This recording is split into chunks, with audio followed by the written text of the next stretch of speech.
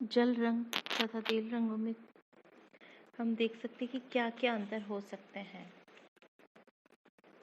तो जैसे हम देखते हैं कि जल रंग कॉर्ट्रिज या वॉट्समैन आदि पेपर पर प्रयुक्त किए जाते हैं, जबकि तेल रंग कैनवास, ऑयल शीट आदि माध्यमों के ऊपर प्रयोग किए जाते हैं।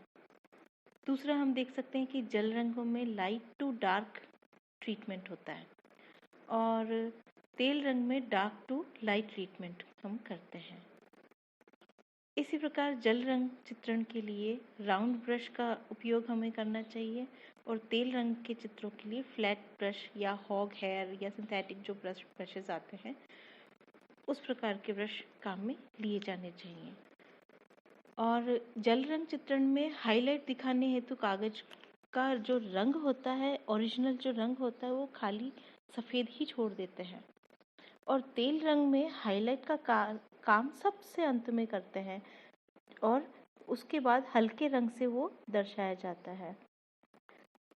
इसी प्रकार जल रंग चित्रण जब हम करते हैं तो उसका जो मीडियम होता है वो पानी होता है और तेल रंग चित्रण करने के वक्त हमको कुछ तेल साथ में रखना होता है, जैसे अलसी का तेल होता है, तारपीन का तेल होता है या वार्निश होती है इस प्रकार का, और ब्रश धोने के लिए हमको केरोसिन की आवश्यकता होती है या तारपीन के तेल की भी हम उस तारपीन के तेल के द्वारा भी हम उसको कर सकते हैं। और जल रंग तुरंत सूख जाता है, पर ऑयल जो कलर होते हैं उनको सूखने में थोड़ा सा वक्त लगता है।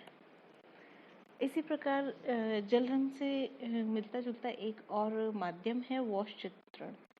तो वॉश चित्रण के बारे में हम देखेंगे कि ये जो चित्र है वो बंगाल स्कूल में सबसे पहले इसकी शुरुआत देखते हैं हम, और अवनींद्रनाथ टैगोर ने जापानी चित्रकार हिशिदा और ताइकन से वॉश टेक्निक सीखी थी। वॉश टेक्निक या पद्धति के द्वारा वातावरण तथा अंतराल में गहराई का समावेश करके इस क्षेत्र में उन्होंने नवीन प्रयोग किए। वॉश के लिए इंग्लैंड का बना कॉर्ट्रिज पेपर प्रयोग किया जाता था। एक के बाद एक रंग की कई परत चढ़ाकर चित्रों को वॉश किया जाता था और रंगों को पक्का किया जाता था। कभी कभी चित्रों को पूरा ही पानी में डुबोकर वास्तविक प्रभाव प्रस्तुत किया जा सकता था। अब हम थोड़ा सा अलग जाकर हम देखते हैं कि जो बाल कला है उसके साधन क्या है और एक जो छोटा बालक है उसकी आत्मा अभिव्यक्ति किस प्रकार से होती है। तो देखते हैं कि बालक के साधन वंशानुक्रम तथा पर्यावरण पर आधारित होते हैं।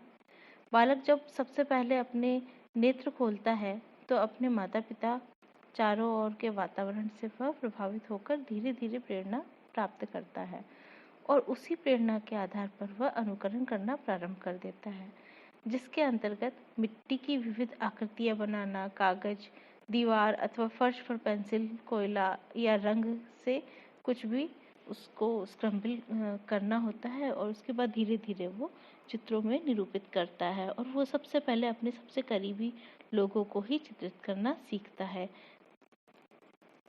उपयोगी कला के बारे में हम देखते हैं कि उपयोगी कला क्या है। तो जो कला मानव की आवश्यकताओं की पूर्ति करती है वह उपयोगी कला के अंतर्गत आती है।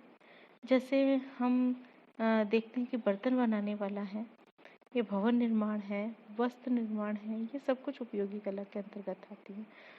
और एग्जाम्पल देखते हैं मोहनजोदड़ो और हड़प्पा की प्रागैतिहासिक कला के जो नमूने हैं वो उपयोगी पक्ष उसमें हमको अधिक देखने को मिलते हैं।